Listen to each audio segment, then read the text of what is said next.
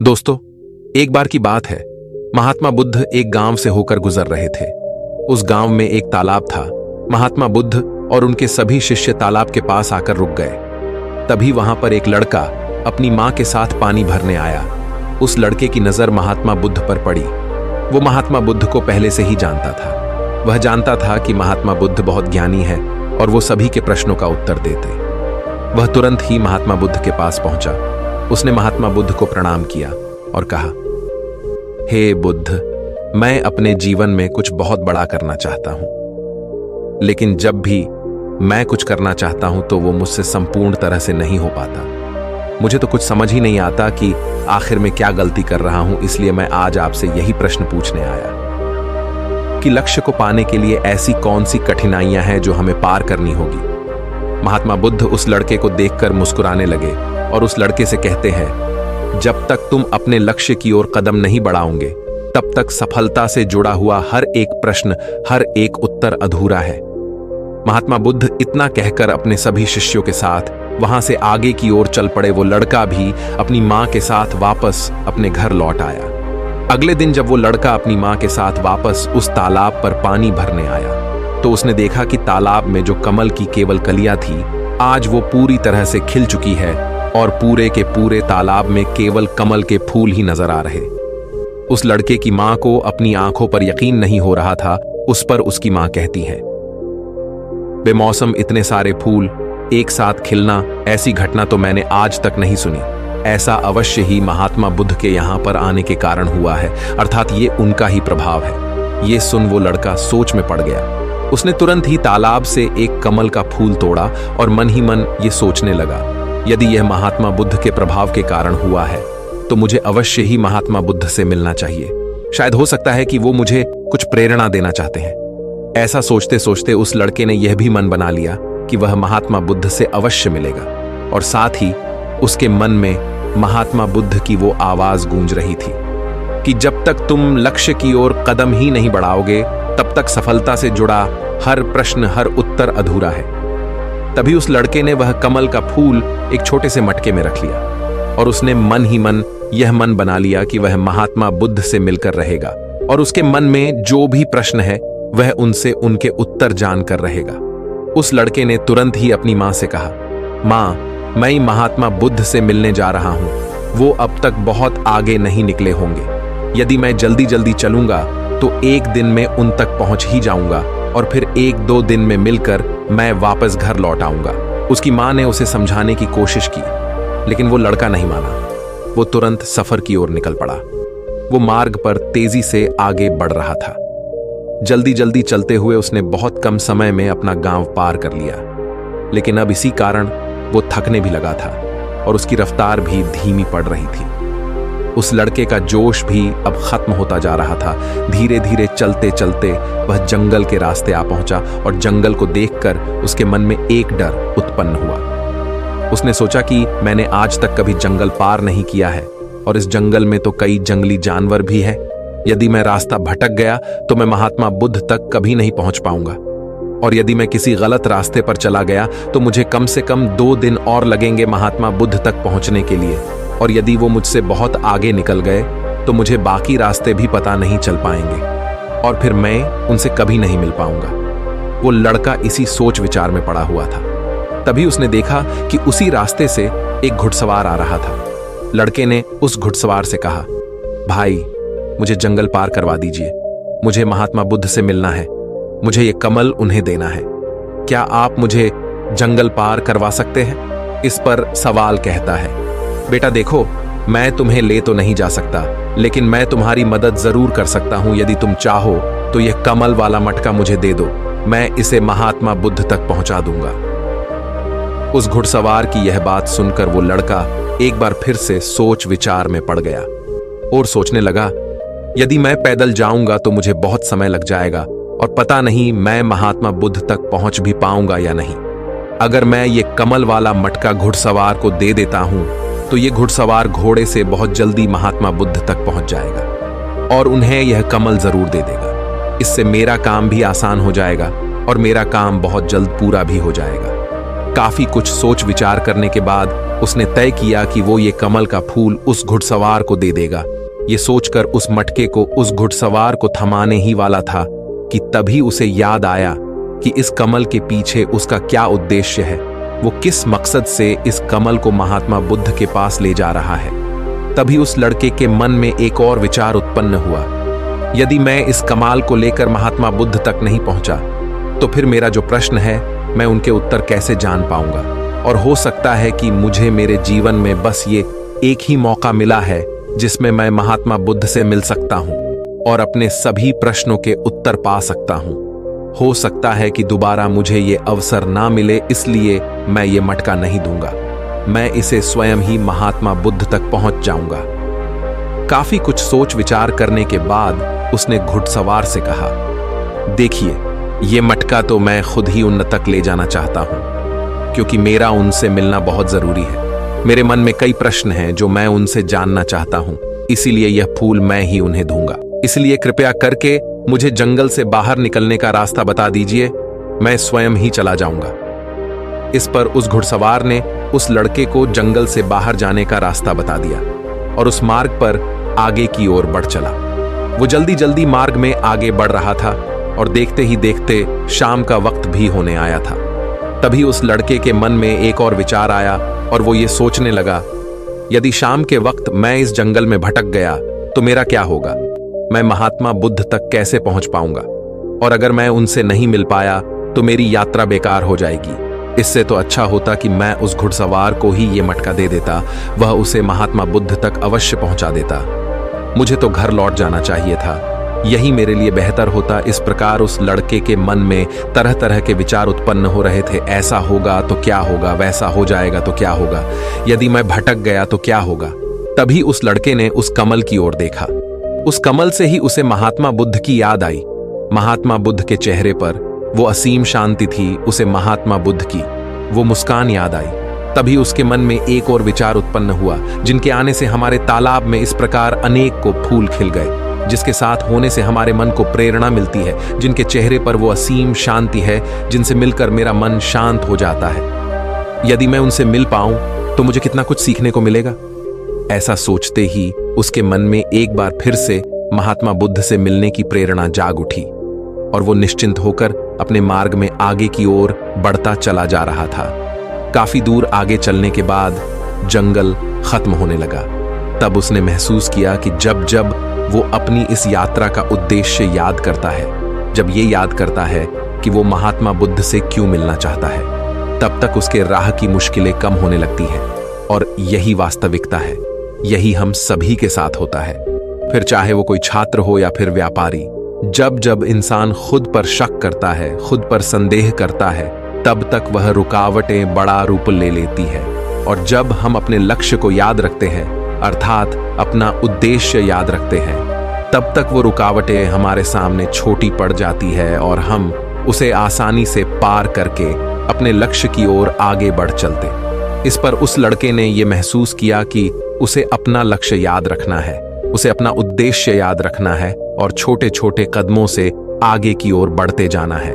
उसके बाद उस लड़के ने सारी चिंताएं छोड़ दी, वह केवल सफर पे आगे की ओर बढ़ता जा रहा था। लेकिन इस बीच वो चलते चलते काफी थक चुका था और जैसे ही उसने जंगल पार किया, तभी जंगल के ऊपर उसे एक छोटी सी कुटिया नजर आई। वहां पर एक सुंदर स्त्री रहती थी। लड़का काफी थक चुका था और उसे बहुत जोरों की प्यास लगी थी। वो लड़का उस कुटिया में गया, वहां पर उस स्त्री से उसने पानी मांगा। इस बार उस स्त्री ने उस लड़के को पानी पिलाया।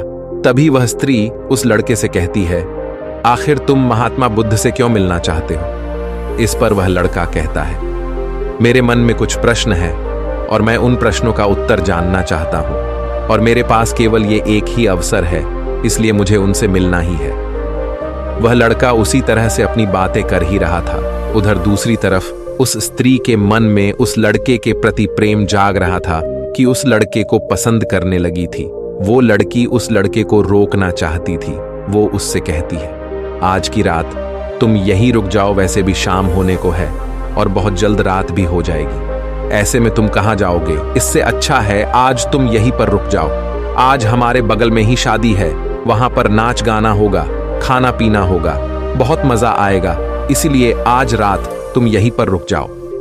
उस स्त्री के मुख से यह सुनकर वो लड़का यह समझ चुका था कि यह स्त्री मुझे पसंद करती है और वह बहुत सुंदर भी है। उसकी सुंदरता को निहारते हुए वो लड़का मन ही मन ये सोच रहा था कि यदि मैं इस तरह से दोस्ती कर लूं तो मेरा जीवन तो समझ जाएगा, मुझे जीवन का मजा आ जाएगा, और वैसे भी आज रात तक तो मैं महात्मा बुद्ध से मिल भी नहीं पाऊंगा, तो क्यों ना मैं यहीं पर रुक जाऊं। तभी उस लड़के ने जवाब देते हुए कहा, मैं कुछ देर में सोच कर बताता हूं। लड़का इस विषय पर सोच ही रहा था कि तभी उसके मन में एक बार फिर से महात्मा बुद्ध की वो बात याद आ गई और उसे यह एहसास हुआ कि मैं इतनी दूर से यहां पर क्यों आया हूं। उसने मन ही मन खुद से प्रश्न किया, क्या मैं यहां पर इतनी दूर इस लड़की से मित्रता करने आया था? नहीं नहीं, ये मेरी मित्र नहीं बन सकती। क्या भरोसा आज को इसका मन मुझ पर आया है और कल को किसी और पर आ गया तो मैं क्या करूंगा? लड़के ने तुरंत ही उस कमल की ओर देखा। तभी उसे उसका उद्देश्य याद आ गया और उसने तुरंत ही यह निर्णय लिया कि वह आगे की ओर बढ़ेगा। उसने उस लड़की को साफ साफ मना कर दिया और अपने मार्ग की ओर आगे बढ़ चला। जब वो आगे की ओर जा रहा था तभी उसे अपने इस निर्णय पर अफसोस हो रहा था। उसे ऐसा लग रहा था यदि उसे महात्मा बुद्ध ना मिले तो उसके हाथ से ये स्त्री भी चली जाएगी। इस बात का उसे बहुत मलाल था, लेकिन वह धीरे धीरे मार्ग में आगे बढ़ता गया। कुछ दूर आगे जाने के बाद जब उसका मन शांत हुआ तब उसे इस बात का एहसास हुआ कि यदि वह उस स्त्री के पास रुक जाता तो वह अपने उद्देश्य में कभी सफल नहीं हो पाता और उसकी ये यात्रा बेकार हो जाती, उसकी इतनी मेहनत व्यर्थ हो जाती। और तब उसे एक और चीज का एहसास हुआ कि जो भी व्यक्ति या फिर वस्तु हमें अपने उद्देश्य से भटकाने का प्रयास करे, हमें उससे तुरंत ही दूर हो जाना चाहिए। हमें अपना उद्देश्य याद रखना चाहिए कि हमने ये सफर क्यों शुरू किया था और हम अपनी मंजिल पर क्यों पहुंचना चाहते हैं। वो लड़का ये सब सोच विचार कर आगे की ओर बढ़ता जा रहा था। रात्रि का वक्त होने वाला था और वो लड़का तेजी से अपने मार्ग में आगे की ओर बढ़ता जा रहा था। तभी उसे मार्ग में एक बुजुर्ग व्यक्ति मिले। उसने उस बुजुर्ग व्यक्ति से पूछा, बाबा, मैं महात्मा बुद्ध से मिलना चाहता हूं और पिछले गांव में मुझे किसी ने बताया कि वो इसी मार्ग से आगे की ओर बढ़े थे। क्या आप मुझे बता सकते हैं वो किस तरफ गए हैं? इस पर वो बुजुर्ग व्यक्ति उस लड़के से कहते हैं, बेटा, तुमसे कोई गलती हो गई है, तुम्हें कोई गलतफहमी हुई है। यहां से कोई भी आरषि मुनि नहीं गए हैं। हो सकता है कि रास्ते में कोई और मोड़ हो जिस पर तुम्हारा ध्यान ना गया हो। वो आरषि मुनि उसी रास्ते से गए होंगे। ये सुन वो लड़का घबरा गया।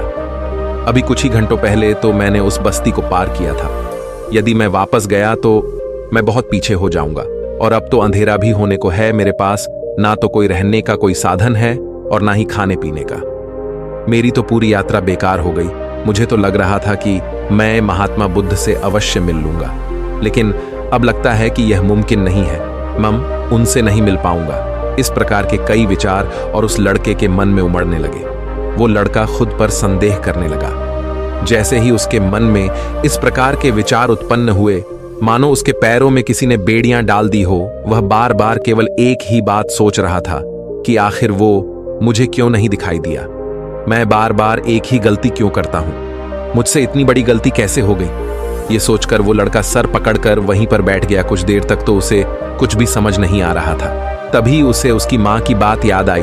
उसकी माँ ने उस लड़के से कहा था, बेटा, हर गलती में सीख छुपी होती है जो हमारे जीवन को और भी बेहतर बनाती है। ये बात उसे याद आते ही उसका मन शांत होने लगा और देखते ही देखते उसका मन पूरी तरह से शांत हो चुका था। और वो लड़का बार बार अपने मन में अब एक ही बात दोहरा रहा था कि हर गलती में सीख छुपी हुई होती है और हमें वो और बेहतर बनाने आती है। उसने अपनी गलती को स्वीकार किया। वो कहने लगा, हाँ, मुझसे गलती हुई है। मैं जल्दीबाजी में बिना सोचे समझे बस मार्ग में आगे की ओर बढ़ता जा रहा था। जैसे जैसे लोगों ने कहा, मैं उसी तरह से आगे की ओर बढ़ता चला गया। उसके गलती स्वीकारते ही उसका मन पूरी तरह से शांत हो गया। उसकी निराशा अब आशा में बदल चुकी थी। वह एक पेड़ के नीचे बैठा हुआ था। तभी उसने देखा कि कुछ जानवर नदी से पानी पी रहे थे। ये सब देखकर उस लड़के को याद आया कि जब वह पहली बार महात्मा बुद्ध से मिला था तब पानी के पास ही मिला था, और महात्मा बुद्ध के साथ उनके कई शिष्य भी हैं, तो उन्हें पानी की तो आवश्यकता जरूर पड़ेगी। इस बात पर उस लड़के को तुरंत ये समझ में आ गया कि महात्मा बुद्ध भी उसी रास्ते से भ्रमण कर रहे होंगे। जिस रास्ते पर पानी होगा तभी उसने सोच विचार कर यह तय किया कि वापस जाने से अच्छा है क्यों ना मैं नदी के किनारे किनारे आगे की ओर बढ़ता रहा। ऐसा सोचते ही उसने तुरंत ही रास्ता बदल दिया और अब वह नदी के रास्ते आगे बढ़ने लगा। जैसे जैसे वो आगे बढ़ता जा रहा था उसका मन और भी हल्का होता जा रहा था, उसका मन और भी शांत होता जा रहा था। तब उसने अनुभव किया कि जब मन बहुत शांत होता है तो हमारा मन बहुत हल्का हो जाता है और जल्दबाजी नहीं करता और ना ही किसी में या खुद में कोई कमी निकालता है। हमारी बुद्धि पहले से बेहतर काम करने लग जाती है। तब उस लड़के ने इस बात का भी अनुभव किया कि खुद से शिकायत करना एक बहुत बड़ी कमी है जो हमें दुख की ओर ले जाती है। चलते चलते लड़के के मन में विचार आया, यदि मैं अपने गांव में ही रुक जाता तो ये सारे अनुभव में कभी नहीं प्राप्त कर पाता। ऐसा सोचते सोचते वो मार्ग में आगे की ओर बढ़ रहा था। तभी उसे महात्मा बुद्ध के कुछ शिष्य नजर आए और उन्हें देखकर वो लड़का बहुत प्रसन्न हुआ। वो अपने मार्ग में और भी तेजी से आगे बढ़ने लगा और आखिरकार लगातार 2 दिनों का सफर तय करने के बाद वो महात्मा बुद्ध के पास पहुंच ही गया। वह तुरंत ही महात्मा बुद्ध के पास पहुंचा। उसने महात्मा बुद्ध को प्रणाम किया और उन्हें वो कमल का फूल भेंट कर दिया। इससे पहले वो लड़का कुछ कहता तभी महात्मा बुद्ध ने कहा, बहुत सुंदर, ये कमल पूरी तरह से खिल चुका है। 2 दिन पहले ही तुमने मुझसे पूछा था कि लक्ष्य को पूरा करने के लिए इंसान को कौन सी कठिनाइयों को पार करना पड़ता है, लेकिन 2 दिनों बाद तुमने बहुत सारे अनुभव प्राप्त कर लिए हैं। तुम्हारा ये धैर्य और ये मुस्कान देखकर लगता है कि तुमने इस यात्रा में बहुत कुछ सीखा है। इस पर उस लड़के ने यात्रा में घटित हुई हर एक बात महात्मा बुद्ध को बता दी। तभी महात्मा बुद्ध ने उस लड़के से कहा, तुम्हारे मन में जो भी प्रश्न है मैं उनके जवाब तुम्हें जरूर दूंगा। आगे महात्मा बुद्ध कहते हैं, बिना कोशिश के हर चीज जरूरी है। जब इंसान किसी लक्ष्य के लिए उस रास्ते पर चलता है तब सबसे पहले वह अपने अनुभव से ही सीखता है और जब धीरे धीरे उसका विवेक जागृत होने लगता है, उसकी बुद्धि काम करने लगती है, तब दूसरे के अनुभव और दूसरों की गलतियों से भी सीखने लगता है। जीवन में यदि सफल होना है, किसी लक्ष्य को प्राप्त करना है, तो सफलता का रहस्य से सीखने से पहले हमें उस रास्ते पर चलना पड़ता है। महात्मा बुद्ध आगे कहते हैं, किसी भी लक्ष्य को प्राप्त करने के लिए उस रास्ते में हमें 3 दिक्कतें आती है और इनका निवारण करने के बाद ही हम अपने लक्ष्य तक पहुंच पाते हैं। और तुमने भी वो 3 बातें सीख ली। पहला, अपने उद्देश्य को पहचान और उसके प्रति समर्पण करो। जैसे कि तुम ये कमल का फूल मुंह तक पहुंचाना चाहते थे और तुम्हारा उद्देश्य भी यही था। तुमने ये जान लिया था कि ये फूल मुझ तक पहुंचाने के लिए तुम्हारा क्या उद्देश्य है, जिस कारण तुम्हारे मन के सारे संदेह खत्म हो गए। इसके बाद जब भी तुम फूल को देखते थे तो तुम्हें अपना उद्देश्य से याद आ जाता। आगे महात्मा बुद्ध ने कहा, तुमने स्वयं के अनुभव से ही यह जान लिया कि अपनी मंजिल तक किस प्रकार हमें पहुंचना है और सब कुछ तुम्हारे भीतर से ही प्रकट हो रहा है। वह लड़का महात्मा बुद्ध की सारी बातें ध्यानपूर्वक सुनता रहा। तभी आगे महात्मा बुद्ध कहते हैं, तुम्हारे मन में कई प्रकार के डर और संशय थे। पता नहीं तुम मुझ तक पहुंच पाओगे या नहीं, पता नहीं तुम जंगल पार कर पाओगे या नहीं, क्योंकि तुमने आज से पहले कभी जंगल पार नहीं किया था और रास्ते में तुम्हें तरह तरह की रुकावटें भी झेलनी पड़ी। और जब हमारे रास्ते में तरह तरह की रुकावटें उत्पन्न होती है तब हमारा मन बाधित होने लगता है, हमारा मन भटकने लगता है और हम अपने लक्ष्य से भटक जाते हैं। लेकिन जब हम अपना सारा ध्यान रुकावटों से हटाकर अपने उद्देश्य पर लगाते हैं तो सारी रुकावटें खुद ब खुद छोटी पड़ने लगती है और हम उन्हें आसानी से पार कर ले जाते हैं। शुरुआत में हर किसी की यही समस्या है कि वह यह नहीं जानता कि आखिर वो सफल क्यों होना चाहता है, क्यों वो कुछ करना चाहता है। इसी कारण उनके सामने परेशानियां भी बहुत ज्यादा होती हैं और वह उन परेशानियों के सामने घुटने टेक देते। लेकिन जैसे जैसे आप आगे बढ़ते हैं, अपने लक्ष्य के प्रति समर्पित हो जाते हैं, तो वैसे वैसे चलते जाना आसान हो जाता है और हम अपने लक्ष्य तक पहुंच ही जाते हैं। आगे महात्मा बुद्ध उस लड़के को तीसरी बात बताते हुए कहते हैं, असली शक्ति इच्छाओं को पूरा करने में नहीं बल्कि उनको मिटाने में कहते हैं कि हम जानते हुए भी सही काम नहीं करते। अगर हम अपने उद्देश्य की ओर आगे बढ़ते हुए आकर्षणों को पीछे रुक जाते तो हमारी यात्रा कभी पूरी नहीं हो सकती। इसलिए जैसे इस यात्रा के दौरान तुमने फूल हमेशा अपने साथ रखा, अपने पास रखा, वैसे ही उद्देश्य हमेशा सामने रखना चाहिए। हमारा लक्ष्य हमेशा हमारी आंखों के सामने होना चाहिए। इससे हमें निर्णय लेने में आसानी होती है। अन्यथा हमारे मन का संदेह, हमारी मन की शंका हमें कभी भी सही निर्णय नहीं लेने देती और वह हमें मन की उलझनों में फंसाकर रख देती है।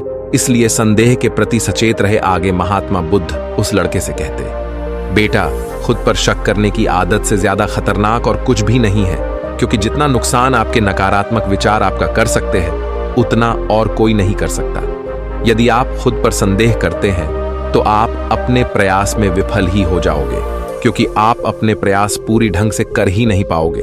आप उससे बचने का प्रयास करोगे और जब तक हम अपनी गलती नहीं पहचानते तब तक हमें वो बात परेशान करती रहती है, वो हमें कमजोर बनाती रहती है।